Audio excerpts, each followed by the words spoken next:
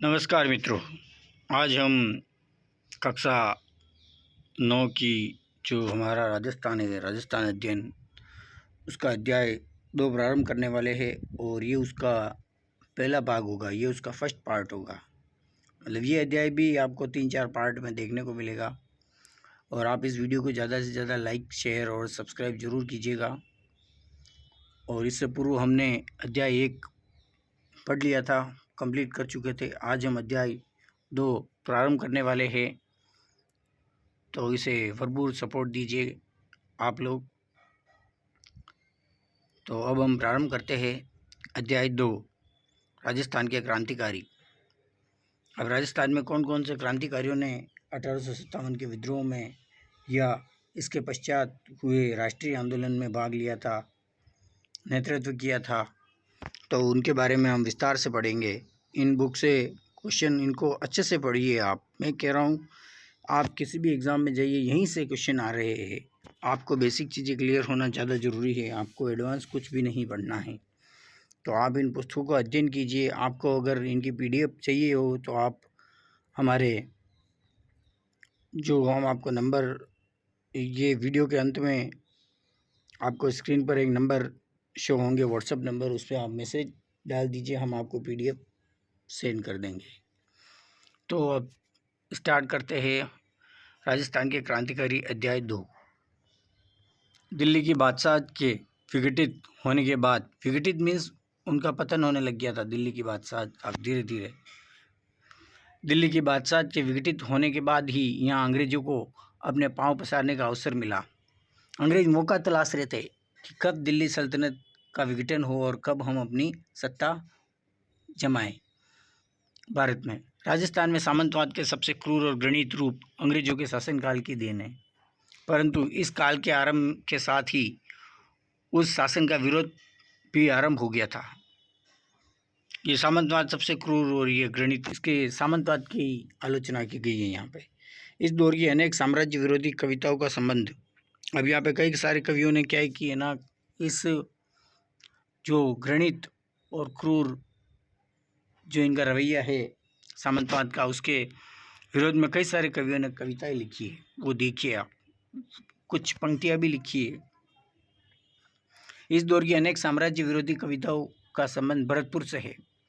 मराठा सरदार होलकर ने यहाँ शरण ली थी। भरतपुर में मराठा सरदार होलकर ने, भरतपुर के राजा रणजीत सिंह ने अंग्रेजों से संधि के बावजूद होलकर को अंग्रेजों के हवाले करने से इनकार कर दिया। इस पर अंग्रेजों ने भरतपुर पर हमला किया। तो कुछ पंक्तियां हैं, ये कवि राजा बाकीदास की है, भरतपुर से संबंधित। आछो गोरा हट जा, राज भरतपुर को रे, गोरा हट जा, भरतपुर गढ़ बाको, किलौरी बाको, गोरा हट जा, बाकीदास की। वह जोधपुर नरेश मानसिंह के राजकवि और उनके काव्य गुरु थे बाकीदास जी। उनकी ग्रंथावली नागरी प्रचारिणी सभा से 3 खंडों में प्रकाशित हो चुकी है। नागरी प्रचारिणी सभा से 3 खंडों में प्रकाशित हो चुकी है। इनकी लिखी तथा संकलित राजस्थानी में 2700 ऐतिहासिक बातें भी है। विभिन्न भाषाओं की जानकारी के साथ साथ इतिहास का भी इन्हें बहुत अच्छा ज्ञान था। और 2700 ऐतिहासिक बातें, ध्यान रखना। निधन 1833 ईस्वी में हो गया। उन्नत विलायत किलता, कानपुर आविया, ममोई लंक मद्रास मेला, यलम यलम दूर वहन अंग्रेज वाटन चला, भरतपुर उपरा हुआ मेला। विलायत से आकर अंग्रेज अपने इल्म के बल पर कलकत्ता, कानपुर, मुंबई, मद्रास तक अधिकार करता चला गया। अब वह भरतपुर पर चढ़ाया। ये सब नगर जिस देश में है उसका नाम भारत खंड है। अंग्रेजों ने जो फौज बटोरी है वह इस देश के विभिन्न प्रदेशों के लोगों से बनी है। सेन, रिजमंड, असंख, मल्टना, तणेसंग, भड़, तिलक, बंग, किलंग, तना, मिलिया, अबंग, जंग, भरत खंड, पार का, उसर, उए, मार का, वजेंद्र, रे दुरंग, मिलिया। ये कविराज बाकीदास है, कवि राजा बाकीदास। कविता में उल्लास का स्वर है क्योंकि अंग्रेज आक्रमणकारी विजयी न हुए थे। गीत की 2 मजेदार पंक्तियां हैं। तहिया वलहीण लश्कर फिरंग थान रा, चीन इनोन प्रा इलम चलिया। फिरंगिस्तान का लश्कर बलहीन हो गया है। चीन और यूनान से जो इल्म सीखा था वह व्यर्थ हो गया है। भारत के सामंत बिना लड़े ही अपनी भूमि शत्रु को सौंपते जाते हैं। इससे कवि बाकीदास बहुत दुखी थे। इन सामंतों में राजस्थान के सामंत सबसे आगे थे।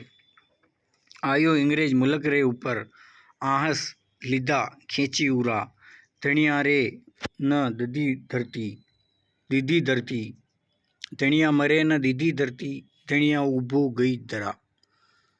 मतलब धनी के होते हुए भी, मतलब आपके स्वामी के होते हुए भी आपकी भूमि कैसे चली गई।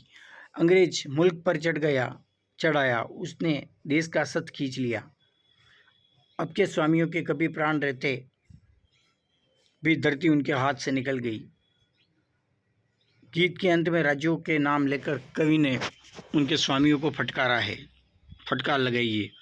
पुरजोदान उदयपुर, जयपुर यह दारा खूंटा परियाण, आके गई आवसी आके, बांके आसल किया बखान। जोधपुर, उदयपुर, जयपुर आदि ने अपने गौरव का नाश कर दिया। देश को गुलाम होना था और वह हो गया। जब आज़ाद होना था तब हो जाएगा, तुम्हारे किए अब कुछ नहीं होने का। सच्ची बात को मैंने सच्चाई के तरीके से प्रकट कर दिया है। अंग्रेजों से संधि करके गद्दी बचाए रखने वाले सामंत वास्तव में स्वाधीन नहीं है।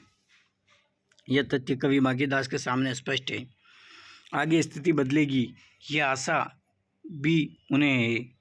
सन 1857 ईस्वी से पहले ब्रिटिश फौज के कुछ सैनिकों ने राजस्थान में विद्रोह किया था।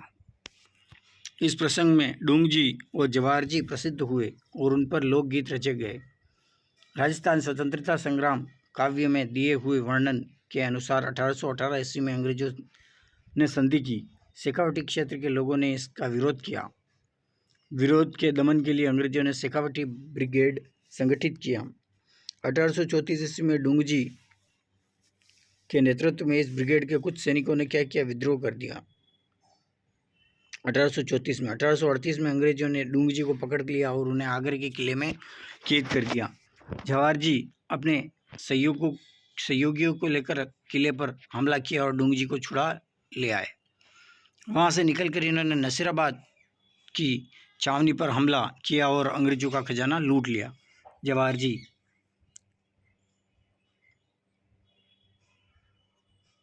वहां से निकलकर, ठीक है, और इससे उनके साहस और शौर्य की गाथा सर्वत्र फैल गई। अनेक समकालीन कवियों ने उन पर अनेक कविताएं लिखी। लोक में उनसे संबंधित गाथा जो छावनी के नाम से प्रसिद्ध है गाई जाने लगी। अंग्रेजों के विरुद्ध वीरतापूर्ण कार्यों से प्रेरित होकर जो लोक कविता रची गई वह इस तरह राजस्थान की जनता के नवजागरण का माध्यम बनी। 1857 का स्वागत कवि सूर्यमल अथवा सूरजमल ने किया। बीरम बरसा बीतियो गण चौचंद गुणीस, बिसहर तीर्थ गुरु जेठ बंद समय पलटी शीस। ये महाकवि सूर्यमल है, महाकवि सूर्यमल मिश्रण। हिंदुस्तान में सब कुछ परिवर्तन हो, अब कुछ उथल पुथल हो, इस आशा आकांक्षा में संवत 1914 का एक वर्ष तो मानो युग के समान लंबा होकर आखिर बीत गया। पर नए साल के आरंभ होते ही जेठ बदी पाँचम गुरुवार के दिन 1857 समय रूपी विषधर नाग ने अंग्रेजों की देह में अपने जहरीले दांत गड़ाकर एकदम पलटा खाया। जेठ में न तो संवत 1914 ईस्वी समाप्त हो सकता है और न 1857 प्रारंभ हो सकता है। संभवतः जेठ बदी पंचमी वह दिन है जब युद्ध आरंभ हुआ। काल सर्प ने अंग्रेजों को डसकर उस दिन पलटा खाया। जेठ बदी पंचमी, ये डेट आ सकती है, मोस्ट इम्पोर्टेंट है। स्वाधीनता संग्राम शुरू होते ही किसी कवि की यह भावात्मक प्रतिक्रिया इतिहास में अभूतपूर्व है। इसके बाद सूर्यमल जनता को संघर्ष के लिए प्रेरणा देते हुए और भी दोहे लिखते रहे। सूर्यमल की उत्कृष्ट कृति वीर सतसई के संपादकों ने उसकी भूमिका में कवि पर सन 57 के संग्राम का प्रभाव स्वीकार करते हुए लिखा है। जिस समय सतसई का निर्माण हुआ उस समय देश में 1857 के विद्रोह की ज्वाला भड़क रही थी। सारा देश विदेशी सत्ता का तख्ता पलटने के लिए व्यग्र हो उठा। कदरकालीन परिस्थिति का कवि पर बड़ा स्फूर्तिदायक प्रभाव पड़ा था। लोगों को प्रेरणा देने के लिए जो कुछ उन्होंने लिखा पढ़ी कि वह सब तात्कालिक परिस्थितियों के दबाव के कारण पोशीदा रूप में हुई।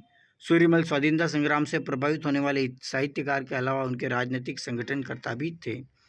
सन 57 में बड़े सामंतों ने आमतौर से अंग्रेजों का साथ दिया, छोटे सामंतों ने जनता का साथ दिया। देशी पलटनों के विद्रोही सैनिकों ने इन सामंतों को साथ लेकर अंग्रेजों से युद्ध किया। यह विशेषता आउवा के युद्ध में साफ दिखाई देती है। आउवा के संघर्ष पर रचे जाते हैं यह स्वाभाविक था। एक गीत यूँ शुरू होता है। ये गीत है, वणिया वाली गोचर माए कालो गो दड़ियो गो, राजा जी रे भेजो तो फिरंगी लड़ियो ओ, काली टोपीरो हे ओ काली टोपीरो फिरंगी फैलाओ कीधो ओ काली टोपीरो। आवे की धरती पर फिरंगी आ धमका है। उसको बाहर खदेड़ने के लिए गांव की गोचर में काले सिपाही डटे हुए। फिरंगी का पक्ष लेकर उसके साथ हमारा राजा भी चढ़ आया है। गोरी देह वाला यह फिरंगी निरंतर फैलाव करता जा रहा है। ऐसे ही एक कवि गिरधवरदान थे। इन्होंने आउवा के युद्ध पर 3 चप्पाई लिखे हैं। ये यहाँ से हम थोड़ा बाद में पढ़ेंगे। एक बाद में कहने का मतलब अगले पार्ट में हम इनको कंटिन्यू करेंगे। तो वीडियो को आप लाइक शेयर सब्सक्राइब ज़रूर कीजिए, और आपको PDF चाहिए तो आप मैसेज कर दीजिएगा जो स्क्रीन पे जो आपका नंबर दिखाई दे रहे हैं।